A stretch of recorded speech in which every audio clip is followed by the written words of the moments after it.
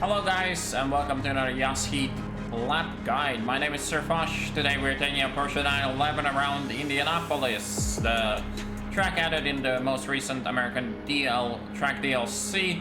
First thing you'll notice, the pit lane is extremely long, which should encourage you very heavily to avoid any unnecessary trips to it, as drive-thrus, pits for repairs. The drive-thru alone here is around a minute. The full pit stop is almost a full lap long, so the less you go there, the better. Track itself is actually very technical. You would imagine something in Indianapolis would be big straights, big banking, and not that much technical corners, but actually it is definitely a very tricky track. One thing to mention about this track right away is that is very slippery, very slippery. Might be one of the slippiest tracks in ACC. It is on the level of Suzuka, so running more traction control here than on some other tracks is definitely not a bad idea. Also, even though we do have the long straights, the technical sections kind of force you to run the high wing setups. Definitely a high aero track, and you just take the losses on the straights. Other way around is just not really feasible as of now in ACC. Well, as you can see, there's a lot of very technical corners. Gotta be really careful not to cook the rear tires, as the car really does like to get loose here more than usual, with even higher TC settings than you're running usually. Alright, let's talk braking points. So for turn 1, we are looking at 400 yard board actually here. Braking just before it. Bring the car to the inside.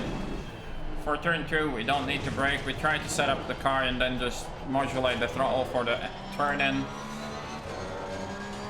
Here we brake after the curve starts. Try to put the car on the outside and then cut back.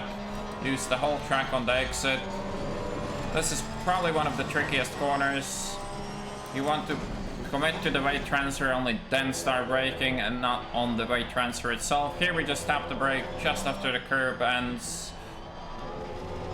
Try to get a smooth exit, which is very, very tricky on this track.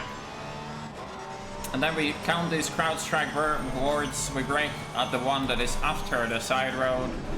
If those get destroyed, then it can really make life quite a bit more difficult, but that's generally what you're aiming at, and after that you just have to look at the side road.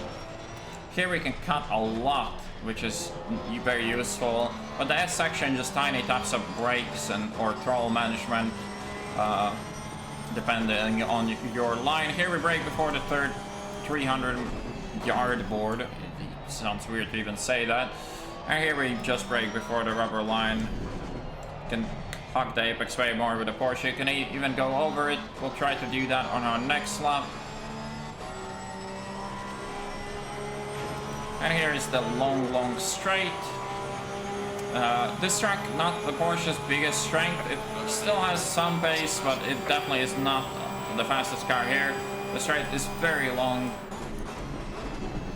so it's very easy to lose a lot of time there. A little bit too much over the curve, but it's okay. Keep the car in third gear here. Let the torque do the job and not ruin the tires.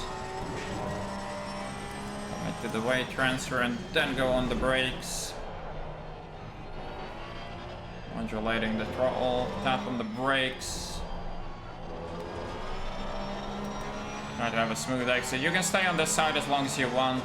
The track limits will not apply there. Braking at the CrowdStrike board once again. Try to get on power early. Just a lift for this one. Tap on the brakes. Try to not get the invalidation, but cutting as much as you can. Stay to the inside here for the shorter line.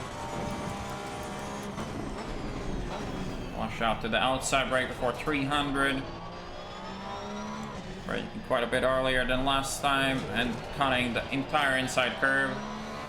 Now just to run to the line. Very tricky track, but I hope this little guide helped you. 35.5, nothing to brag about, but also not too bad considering we are on fuel. And yeah, very difficult track, but I hope you guys enjoyed the video. I'll see you on the next one.